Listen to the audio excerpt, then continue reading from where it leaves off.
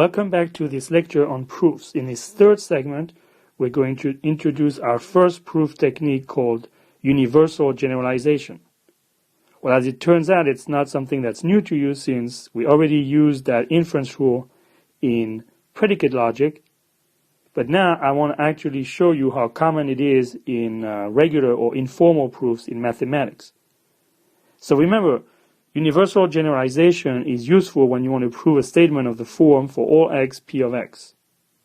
And the way to prove that statement is to prove that p of x bar is true, where x bar is an arbitrary element of the domain.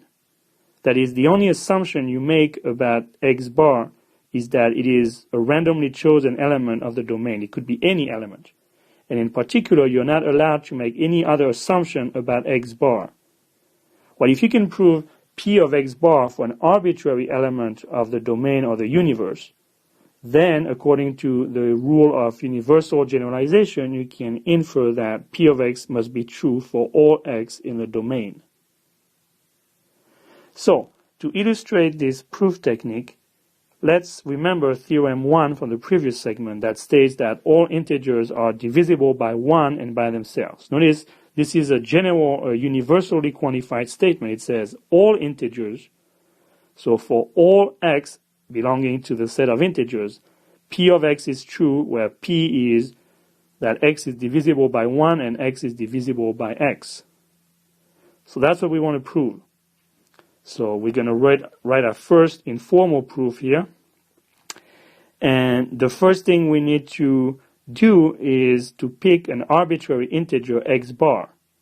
And the way this is typically introduced in a proof is using the word let. We say let x bar be any integer. And here you should think of the word any as a synonym of arbitrary.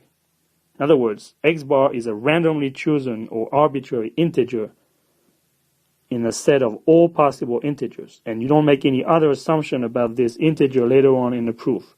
You can't assume that it's even or odd or anything like that. Since you want to prove something about all integers, you just pick an arbitrary integer at the beginning of the proof.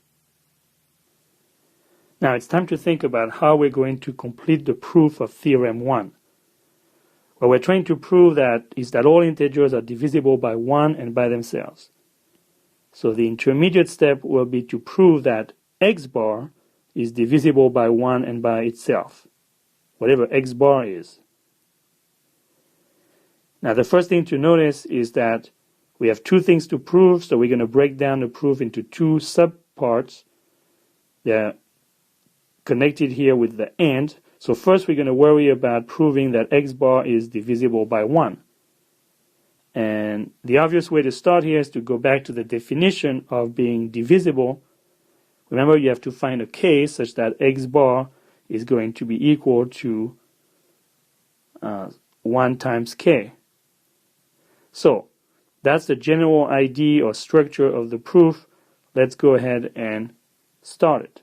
So the first statement I'm going to write, the first proposition that I claim is true is that x bar is equal to x bar times 1. Now remember, we need to justify every step in a proof. Now in this case, it's pretty obvious that any number multiplied by 1 is equal to itself. And since this is not something we want to prove, it's something that everybody agrees on, it's a basic fact of arithmetic, the justification is that this is simply an axiom or postulate. Remember that definition in the previous segment. Now, we have established that x bar is equal to x bar times 1. We are pretty close to the form that we want to apply the definition of divisibility. But to be divisible by 1, x bar must be equal to 1 times something. So what we're going to do in the second step is actually to flip x bar and 1 to flip the order of these two terms on the right-hand side of the equal sign. So I claim that from proposition 1, we can infer proposition 2, namely that x bar is equal to 1 times x bar. How do we justify this step?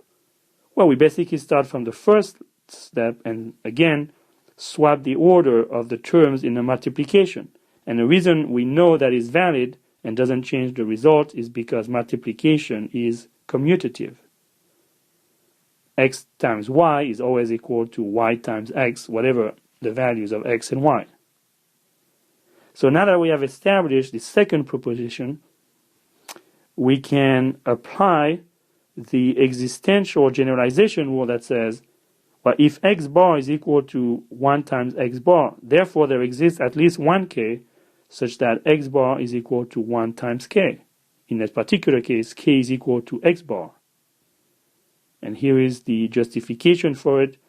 I've applied the existential generalization rule to proposition number 2.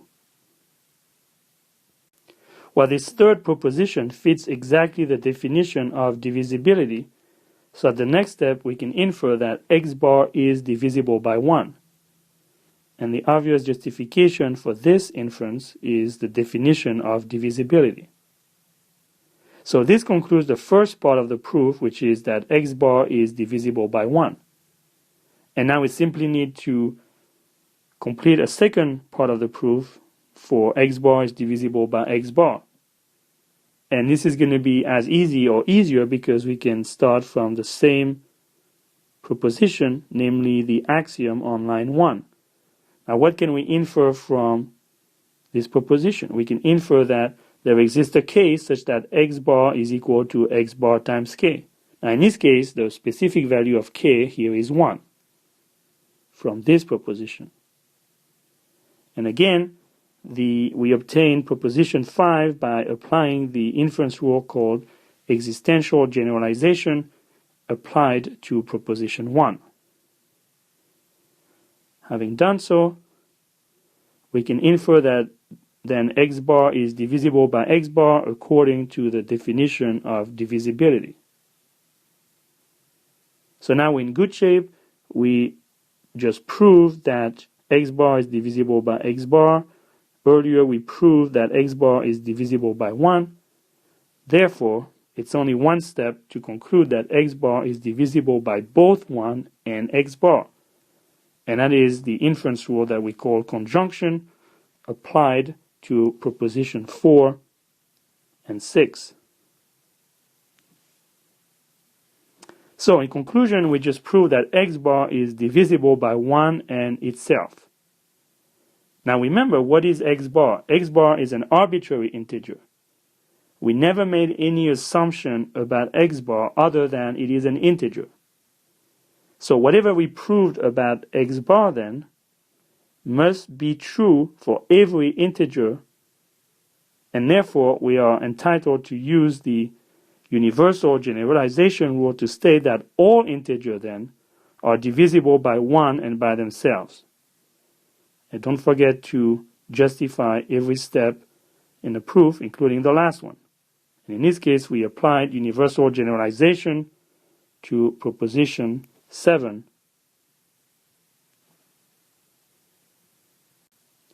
So in this segment, we introduced or really reviewed a proof technique called universal generalization.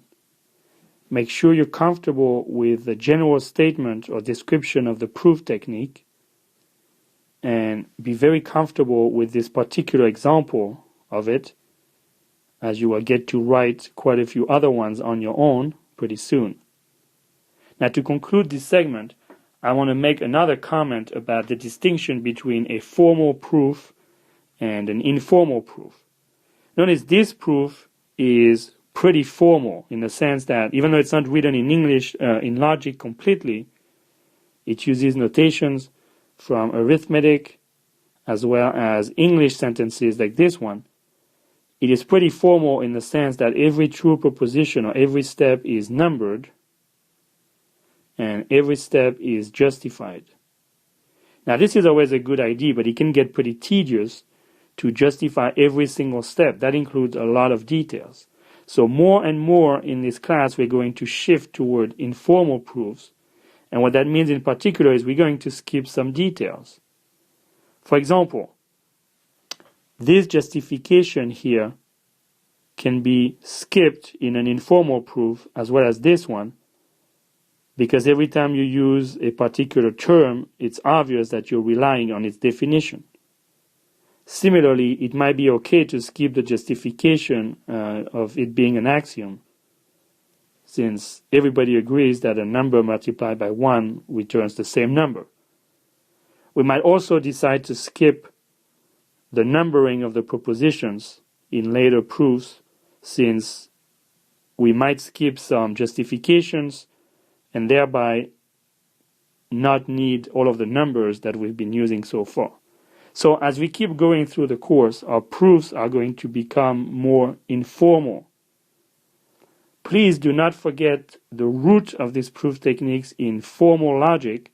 We still want to make sure our proofs are correct and precise. But as we get better and better at writing proofs, we're going to write longer and longer proofs, and therefore we'll become more comfortable and we will need to skip some obvious details that everybody knows about that we don't need to spend time and effort on.